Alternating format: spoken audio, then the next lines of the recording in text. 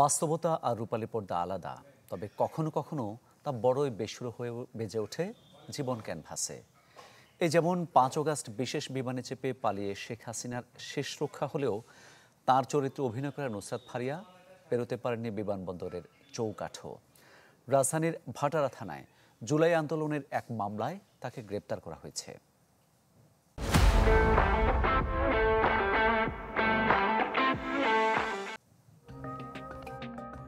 খবরের এমন সব শিরোনাম সিনেমার কোনো চিত্রনাট্যের নয়, বাস্তবেই আইন শৃঙ্খলা বাহিনীর হাতে পড়েছেন ঢাকায় সিনেমার নায়িকা নুসরাত ফারিয়া।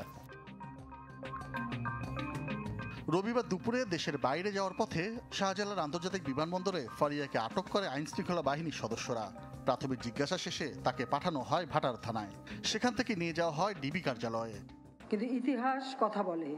জানা গেছে 2024 সালের বৈষম্য বিরোধী আন্দোলন চলাকালীন রাজধানীর ভাটারা থানা এলাকায় হওয়া এক হত্যা চেষ্টা মামলায় 17 জন শিল্পীর সাথে আসামি করা হয় ফারিয়াকে, যেখানে বলা হয় বৈষম্য বিরোধী আন্দোলনের বিপক্ষে অবস্থান নিয়ে আওয়ামী লীগের অর্থদাতা হিসেবে কাজ করেছেন ফারিয়া। বঙ্গবন্ধু শেখ মুজিবুর রহমানকে নিয়ে তৈরি মুজিব একটি জাতির উপকার ছবিতে শেখ হাসিনার চরিত্রে অভিনয় করেন নুসরাত ফারিয়া। 5 আগস্টের পর যা নিয়ে শুরু হয় বিতর্ক।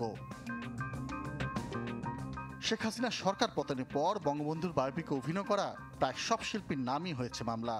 যদিও সামাজিক যোগাযোগ মাধ্যমে অনেকে বলছেন এক্ষেত্রে ব্যতিক্রম কেবল নুসরাতের মুস্তিশা। সিনেমাটিতে তিনি অভিনয় করেন বঙ্গবন্ধুর স্ত্রী ফজিলাতুন্নেসা মুজিবের চরিত্রে। Desk report, channel 24। গ্রেপ্তার নুসরাত ফারিয়াকে আদালত প্রাঙ্গণে নেওয়া হয়েছে। এ বিষয়ে আরো খবর জানাবো। সিএমএম কোর্ট থেকে আমাদের সঙ্গে যুক্ত হচ্ছেন সহকর্মী মাকসুদুল হক ইমু। ইমু, ঠিক কয়টা নাগাদ এই অভিনেত্রীকে আদালতে তোলা হতে পারে?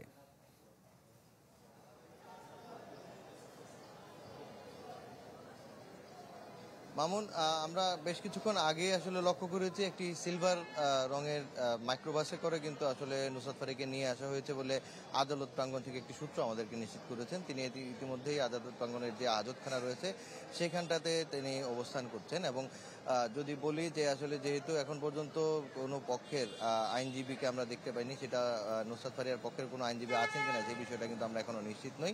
পাশাপাশি কটা নাগাদ আসলে নুসরাত ফারিয়াকে আদালতে তোলা হবে সেই বিষয়টিও এখনো কেউ নিশ্চিত করে আমাদের জানাতে পারেনি। তবে ধারণা করা হচ্ছে 10:30 বা 11টা নাগাদ আসলে নুসরাত ফারিয়াকে আদালত প্রাঙ্গণে যে হাজতখানা রয়েছে সেখান থেকে বের করে আদালতে হাজির করা হতে পারে।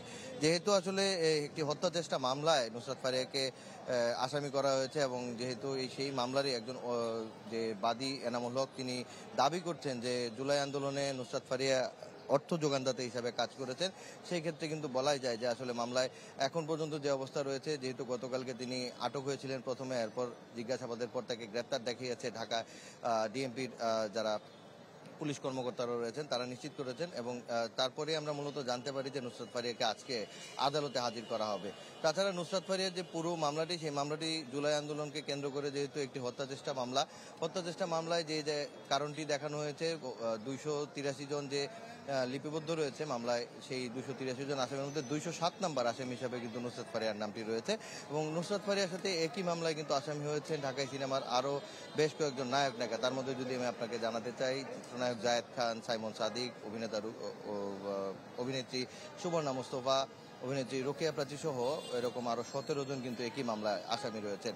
এছাড়া যেহেতু বর্তমানে আমরা সিএমএম আদালত প্রাঙ্গণে রয়েছি, আমরা এখানকার উপস্থিত অন্যান্য গণমাধ্যম কর্মীরা সহ যারা আইন শৃঙ্খলা রক্ষাকারী বাহিনীর সদস্যরা রয়েছেন তাদের সঙ্গেও কথা বলেছিলাম। তারা বারবারই বলছিলেন যেহেতু আদালতে আজকে কর্মদিবস রয়েছে, সেই কর্মদিবসে নির্দিষ্ট যে সময় রয়েছে সেই সময়ের মধ্যেই নুসরাত ফারিয়াকে আসলে আদালতে হাজির করা হবে।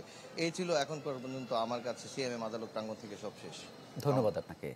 সিএমএম কোর্ট থেকে জানাচ্ছিলেন সহকর্মী মাকসুদুল হক ইমু।